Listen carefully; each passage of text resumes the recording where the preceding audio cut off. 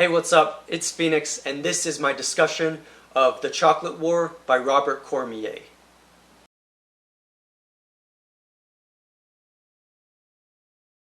I'm Phoenix, and welcome back to my YouTube channel. I encourage you to hit that like button, to subscribe for more quality content, and to share with your friends. I also encourage you to check out the playlist tab for more videos, and to check out my books on my author page. I will put the link in the description. If you want to help this channel, then I definitely encourage you to subscribe, as that helps me a lot, and to let others know, and to encourage other people to subscribe, as that helps a lot. I also encourage you to check out my books, which are on my author page, and leaving a review of those books will help me tremendously, and I very much appreciate it. Now, without further ado, let's dive right in.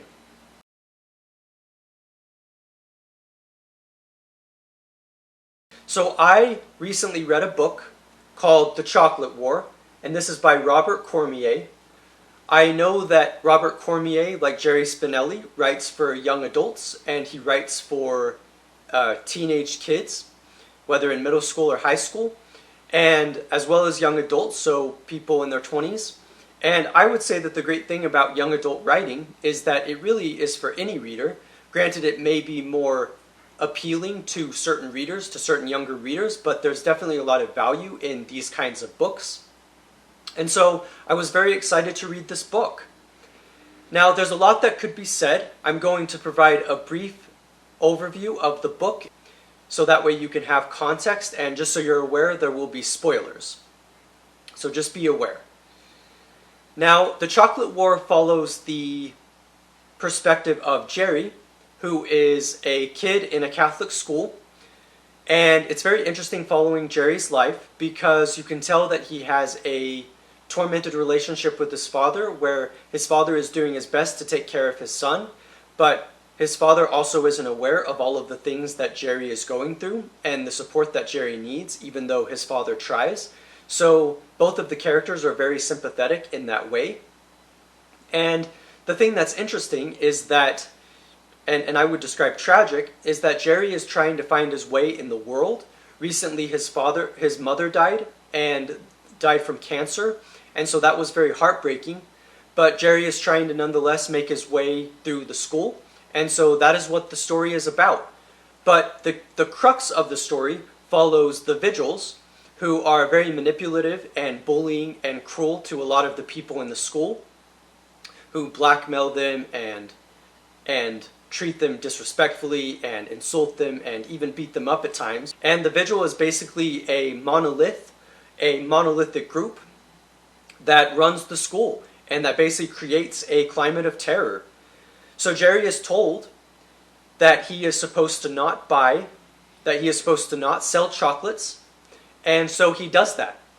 What's interesting about that specifically is that the chocolates are sold as part of a fundraiser, but as you find out in the book, there is corruption with the brothers, specifically with Brother Leon, who is a character who is doing this fundraiser so he can get a lot of money, and that way he can basically, as it's implied, pocket it for himself. And nonetheless, these kids have to sell chocolates, and the Vigil, in order to establish control, unfortunately make Jerry not sell the chocolates.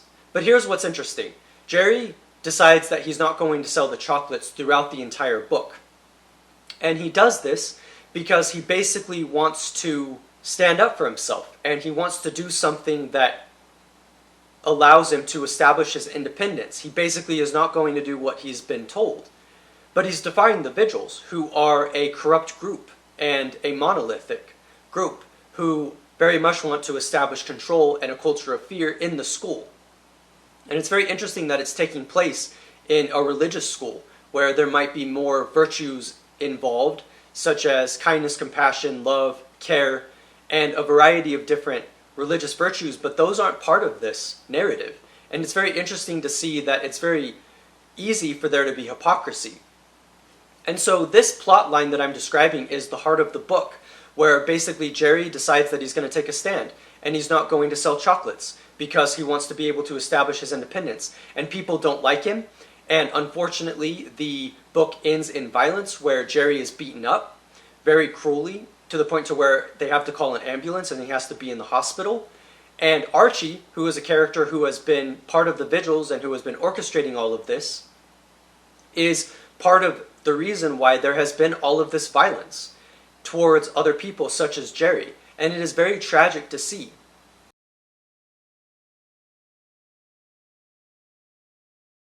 Now, you might be wondering what my thoughts are in terms of this book, and I would say that I very much struggle with the implications. It seems as though you have people in the world who are doing their best to be able to get by, to be able to deal with personal tragedies, to be able to even be respectful of authority, who nonetheless get targeted as being an outsider, strictly for having a different perspective. What's crazy about this book is that Jerry is not so much an outsider as he is someone who got caught up in a negative situation, in a very destructive situation, and that is not his fault.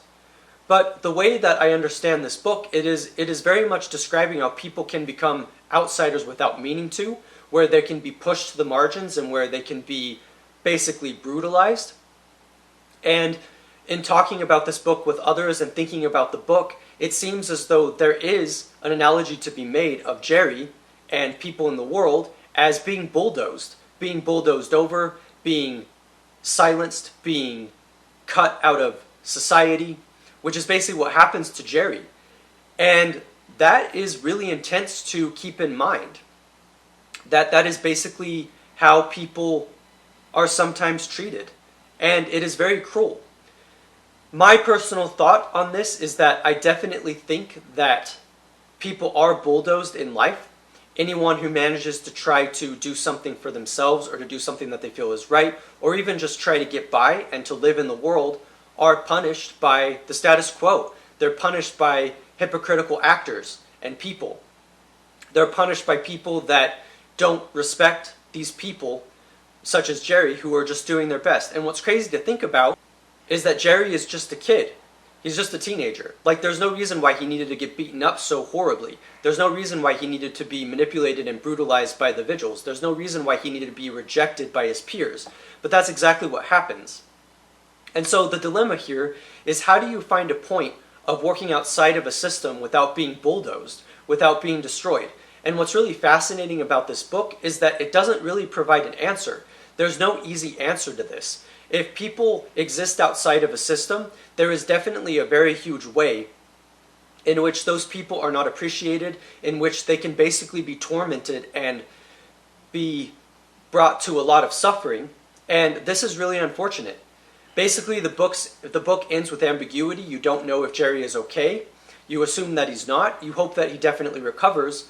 But the thing that I find interesting about this book is that Jerry is nonetheless the protagonist. He's still nonetheless the main character, even though he lost. Usually protagonists win, but in this case, Jerry did not win. And this is definitely a huge thing to keep in mind. The fact that Jerry did not win this battle. He did not win this fight. And so the best way that I can summarize my own view in terms of this, in terms of a viciousness to outsiders, in terms of a viciousness to people that think differently or try to stand up for themselves or that have a different point of view, or that maybe are just experiencing a hard life that is outside of the norm and outside of the mainstream, it is very true that these people nonetheless do get bulldozed. They do lose. These kinds of people do not always win. And in my estimation, I would say that most of the time, these people in life, in real life, do not win. They are unheard, they are silenced, they are beaten by the majority. And frankly, this is a very bitter pill to swallow. Because from my perspective, I can see it as very possible that people might want to have a differing point of view. They might want to dissent against the system, and they might not even mean it in a very threatening way. But the fact is, the system is monolithic, and it doesn't like different points of view. It doesn't like dissenters. It doesn't like people with a different perspective. And it's tragic to think about it in this way, but this seems to be the way that it actually is in the world. Hopefully not all of the time, but when you look at people throughout the world, such as Martin Luther King, Gandhi, and others who are trying to make a difference in the world, they basically are shot down. They are punished, they are killed even, and at the very least they are beaten up and battered and told to conform, told to follow the crowd. And this is a very difficult thing. The reason why this book is really interesting to me is because of this theme of conformity. We are pushed in brutal ways to conform to the status quo, to the society that is around us, to, as an example, the monolith of the vigils.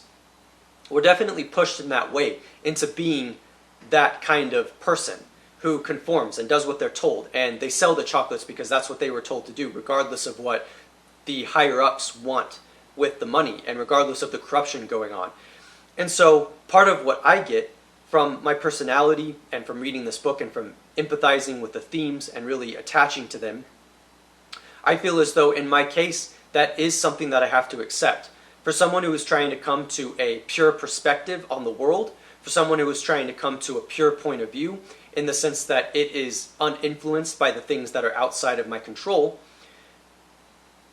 I nonetheless realize that sometimes it's going to happen where, and even in my experiences it has happened, where I'm just not going to be part of the main structure. I'm not going to be part of the things that are around me. And I'm not going to be part of the dominating culture, the Zeitgeist as they call it. And that is very sobering to acknowledge.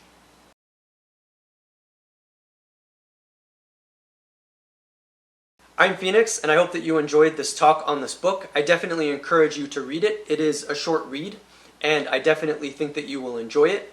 And I think that it will give you an interesting perspective on life. Again, as people who exist in the world, we can develop our own ideas about the world, and we don't have to exist outside of a system. But for me personally, I nonetheless identify and resonate with this idea of trying to understand the world in a pure way, and trying to do it in a way to where you aren't punished by the mainstream. And as I've acknowledged, that's a very difficult thing. We don't always know. But I would say that it's very much worth reading this book for a different perspective, for a perspective that will paint the bitter truth of our reality, of the human condition, of the things that happen. And so in that way, I find this book to be very powerful. I'm Phoenix. I definitely hope that you will subscribe to my channel, and be sure to check out the other playlists and to hit that like button and to hit that bell for notifications. I very much appreciate you stopping by. I'm Phoenix, and I will see you next time.